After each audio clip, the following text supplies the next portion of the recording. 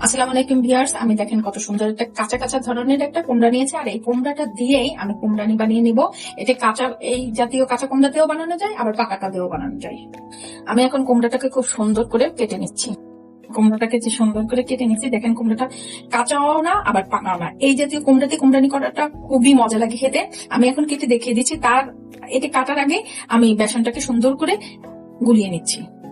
তো আমি এখানে পরিমাণ মতো একটু বেসন নিয়েছি, আর এর ভিতরে আস্তে আস্তে করে একটু বাটা মশলা জাস্ট অল্প অল্প করে অ্যাড করে দিচ্ছি। আমি এখানে আদা বাটা নিলাম, একটু রসুন বাটা নিলাম, একটু জিরা বাটা নিলাম, একটু পেঁয়াজ বাটা নিলাম। এগুলো সবই অপশনাল, আপনারা বাটা মশলাও দিতে পারেন, গুঁড়ো মশলা দিতে পারেন, তাতে কোনো সমস্যা নেই।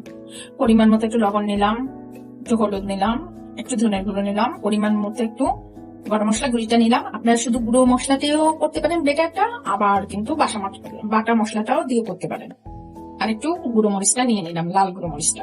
পরিমাণ মতো একটু ধনের পাতাটাকে নিয়েছি, এটা অবশ্য ফ্রিজে ছিল, অপশনাল, দিলেও ভালো না দিলেও ভালো। এখন আমি বেটারটাকে খুব সুন্দর করে একটু বিট করে নিচ্ছি।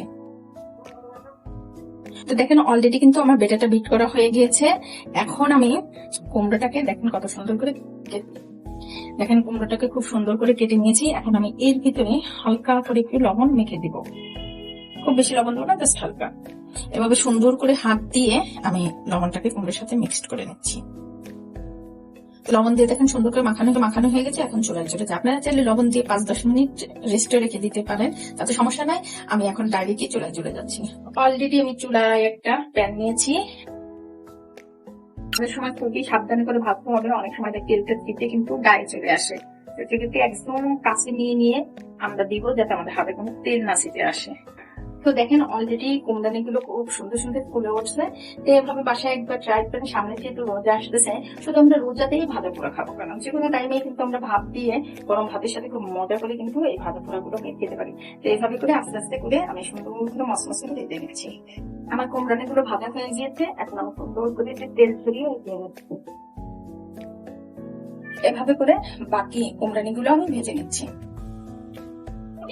তো বাকি কুমড়ানি গুলো আমি সুন্দর করে ভেজে নিয়েছি, এখন আমি পরিবেশন করে দেখিয়ে দিচ্ছি।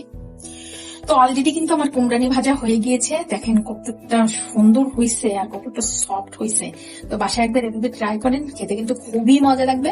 তো আপনারা যদি আমার চ্যানেলে নতুন হয়ে থাকেন, প্লিজ আমাকে লাইক কমেন্ট শেয়ার করেন, কমেন্টস করে জানিয়ে দেবেন আমার রেসিপিগুলো আপনাদের কাছে কেমন লাগে। ফেসবুক থেকে দেখে থাকলে অবশ্যই একটা ফলো দিয়ে রাখবেন, আর ইউটিউব থেকে দেখে থাকলে অবশ্যই সাবস্ক্রাইব করে পাশে থাকবেন। সে পর্যন্ত সবাই ভালো থাকবেন, সুস্থ থাকবেন। নতুন নতুন কোনো রেসিপি নিয়ে আবার সামনে হাজির হব। আল্লাহ হাফেজ।